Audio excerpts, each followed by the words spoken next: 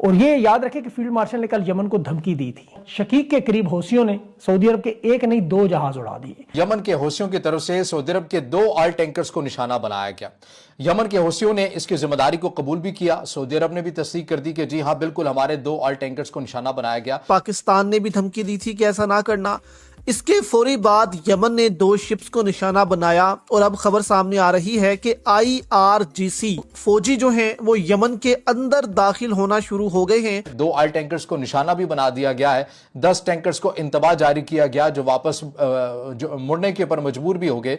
तो आखिर क्या वजह है कि पाकिस्तान और सऊदी अरब का ये जो डिफेंस पैक्ट है ये एक्टिव नहीं हो रहा, बल्कि ये IRGC के सोल्जर्स आए और उनकी निगरानी में यमन ने जो है वो ये 2 शिप्स तबाह कर दी हैं। क्या पाकिस्तान और सऊदी अरब के दरमियान डिफेंस पैक्ट को लेकर कोई अंदरूनी तकसीम चल रही है? ये अंसारुल्लाह ने वही किया जो ईरान ने अपनाए हरमज में अभी तक किया और स्टोरेज उनकी बढ़ गई। तो सर्दी के महीनों में वो लोग अपनी स्टोरेज भरेंगे और जब मॉनसून का मौसम आएगा तो सारे डैमों के सिमल्टेनियसली स्पिलवेज खोल दिए जाएंगे और सारा पानी डाउनस्ट्रीम पाकिस्तान की तरफ आएगा।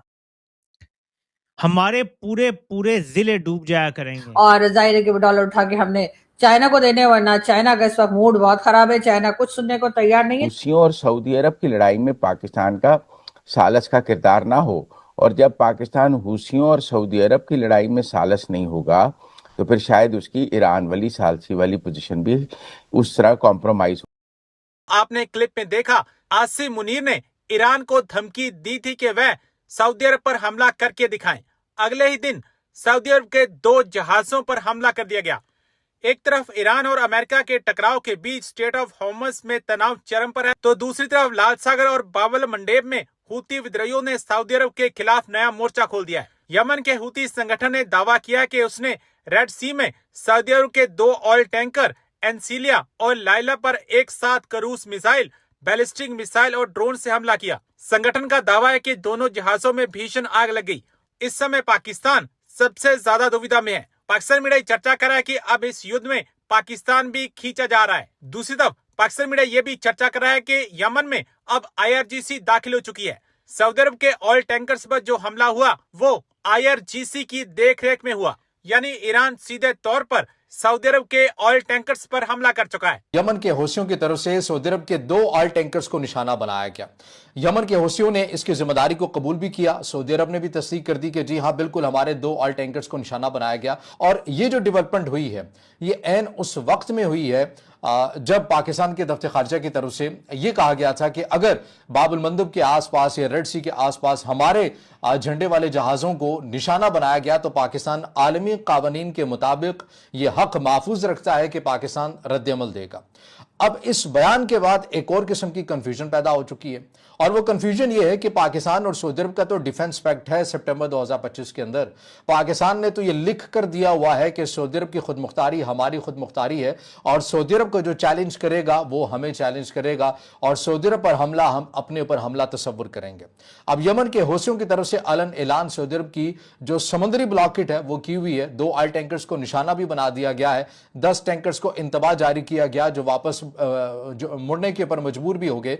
तो आखिर क्या वजह है कि पाकिस्तान और सऊदी अरब का ये जो डिफेंस पैक्ट है ये एक्टिव नहीं हो रहा?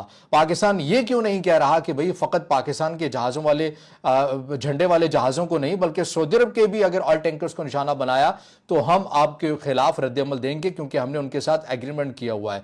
तो पाकिस्तान इस किस्म के स्टेटमेंट क्यों नहीं दे रहा? क्या पाकिस्तान और सऊदी अरब के दरमियान डिफेंस पैक्ट को लेकर कोई अंदरूनी तकसीम चल रही है? शकीक के करीब हौसियों ने सऊदी अरब के एक नहीं 2 जहाज उड़ा दिए, और दोनों जहाजों को यमन की तरफ से पहले वार्निंग दी गई थी बहरा अमर से ना गुजरे। तो उसके बाद यमन ने कहा था कि इन हमलों का जो जवाब अगर दिया तो फिर उसके बाद सऊदी अरब के अंदर ये घुसकर कार्रवाइयां शुरू करेंगे। ये अंसारुल्लाह ने वही किया जो ईरान ने अपनाए हरमज में अभी तक किया। एनसीलिया और लैला नामी 2 जहाज हौसियों के हमले का निशाना बने, आग में जलते हुए, जिन पर क्रूज मिसाइल से हमले थे। वीडियोज आ चुकी हैं। यमन में सऊदी अरब की जो प्रॉक्सी नेटवर्क है वो भी बड़ी तेजी से मुतहरक हुआ। जंग शुरू होगी। एक तरफ अरब अमारात की STS और दूसरी तरफ यमन की सरकारी फौज, ये भी लड़ रहे, और जो अंसारुल्लाह है ये बराह रास्त होसी सऊदी अरब की तरफ बढ़ रहे। अब यहाँ गेम बहुत तेजी से खिते में बदलती जा रही है। सऊदी अरब का जो खुफिया एयरबेस जोहरान में किंग खालिद, वहां पर पाकिस्तानी दस्ते भी मौजूद है, और यहाँ बड़ा खतरनाक हमला हुआ। और ये याद रखें कि फील्ड मार्शल ने कल यमन को धमकी दी थी कि अगर हमला हुआ तो वो आप जानते हैं क्या हुआ। अब यहाँ पाकिस्तानी फौज मौजूद है शाह अब्दुल अजीज एयरबेस पर, और ये वो हिस्सा है एयरबेस का जिसे इस्तेमाल नहीं करते, लेकिन नुकसान से ज्यादा अलामती हमला था कि ये बताने की कि इसमें पाकिस्तान की तरफ से मुदाखलत नहीं होनी चाहिए। एक तो पाकिस्तान का सऊदी अरब के साथ दिफाई मुआहिदा अपनी जगह मौजूद है, फिर पाकिस्तान की फोर्सेस सऊदी अरब में मौजूद हैं, और बाबुल मंदब का बंद होना अगर सऊदी अरब को स्ट्रेटेजिकली नुकसान है या ऐलान जंग है, तो अब तक पाकिस्तान ने जो सालस का किरदार रखा हुआ था ईरान के और अमेरिका की लड़ाई में, शायद हूसियों और सऊदी अरब की लड़ाई में पाकिस्तान का सालस का किरदार ना हो। और जब पाकिस्तान हूसियों और सऊदी अरब की लड़ाई में सालस नहीं होगा, तो फिर शायद उसकी ईरान वाली सालसी वाली पोजीशन भी उस तरह कॉम्प्रोमाइज हो जाए, और ये बड़ी एक डिफरेंट नई जंगी सूरत हाल है। अब हूसियों ने बाबुल मंदब बंद किया, ये बात तो हम सबको समझ आई, लेकिन आज उन्होंने हूसियों ने सऊदी अरब के 2 ऑयल टैंकर्स, एक जिसका नाम एनसीलिया है और एक का नाम लाइलिया है, एनसीलिया और लाइलिया को तबाह कर दिया है। ये दोनों ऑयल टैंकर सऊदी अरब का तेल लेकर रेड सी से जा रहे थे, बाबुल मंदब से गुजरने की कोशिश कर रहे थे। हूसियों ने इन दोनों ऑयल टैंकर्स को, सऊदियंस को तबाह कर दिया। अब अगर हम कहें कि सऊदियंस के ऑयल टैंकर्स का तबाह होने का मतलब सऊदी अरब पर हमला है, तो फिर पाकिस्तान का सऊदी अरब से एक दिफाई मुआहिदा है कि सऊदी अरब पर हमला पाकिस्तान पर हमला है, तो फिर क्या वो डिफेंस एग्रीमेंट जो है वो कॉल ऑन हो गया है, पाकिस्तान उस डिफेंस एग्रीमेंट के तहत बाइंड अप हो गया है? पाकिस्तान ने कहा जी हमारी क्योंकि बहुत ही ज्यादा स्ट्रगलिंग किस्म की इकोनॉमी है, तो उसको थोड़ी लाइफलाइन के लिए आप अगर 5 साल के अरसे में हमें $10 बिलियन दे दें तो आपकी बड़ी मेहरबानी होगी, और हम तो आपके काम आते रहते हैं हमेशा से। आपको पता है कि पाक अफगान या अमेरिका अफगान वॉर जो थी, war of so called terror, उसमें भी हम हिस्सा बने, और वैसे भी आप हमें जो कहते हैं हम तो धड़ाधड़ करते चले जाते हैं।